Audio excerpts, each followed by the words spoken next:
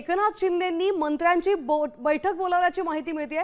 शिंदे सेना आणि भाजपमधील वादाच्या पार्श्वभूमीवर ही बैठक होत असल्याची माहिती आहे। दीपकेंच्या भेटीनंतर भाजपनं नाराजी व्यक्त केली आहे आणि दादा भुसेंच्या बंगल्यावर शिंदे सेनेच्या मंत्र्यांची चर्चा होत असल्याची माहिती आहे।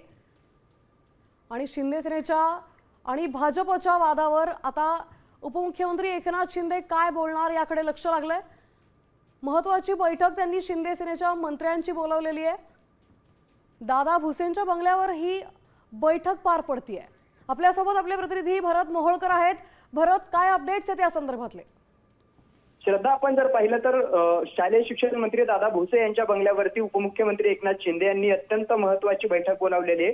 खरं तर कॅबिनेट पूर्वीची जी बैठक आहे ती मंत्रालयात पार पडत असते, मात्र यावेळेस आता ही बैठक या सगळ्या विषयासंदर्भातली राखण्यासाठी उपमुख्यमंत्री एकनाथ शिंदे यांनी ही बैठक शालेय शिक्षण मंत्री दादा भुसे यांच्या बंगल्यावरती बोलवल्याचं पाहायला मिळतंय। खरं तर आपण गेल्या काही दिवसांपासून पाहतो आहोत की महाराष्ट्रामध्ये भाजप आणि शिंदे सेनांमध्ये अनेक मुद्द्यावरती सध्या पक्षांतर्गत कुरघोड्या सुरू असल्याचं पाहायला मिळतंय। ठाण्यामध्ये आपण पाहिलं तर क्लस्टरची जी योजना आहे या योजनेला वनमंत्री गणेश नाईक यांनी विरोध केल्याचं पाहायला मिळतं।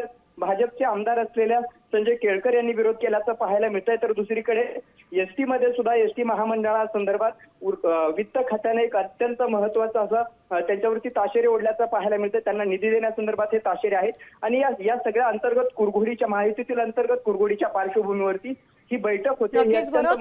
धन्यवाद आपण दिलेल्या सविस्तर माहितीबद्दल। आपण पाहतोय शिंदे सेना आणि भाजपमधली जी अंतर्गत खतखत आहे त्यावर बोलण्यासाठी म्हणून मंत्र्यांची बैठक शिंदेंनी बोलावली आहे। त्यात ते काय बोलणार याकडे लक्ष लागलंय। मी नेहमी फक्त साम टीव्हीच पाहते, कारण त्यांच्या बातम्या मला रिलेट करतात।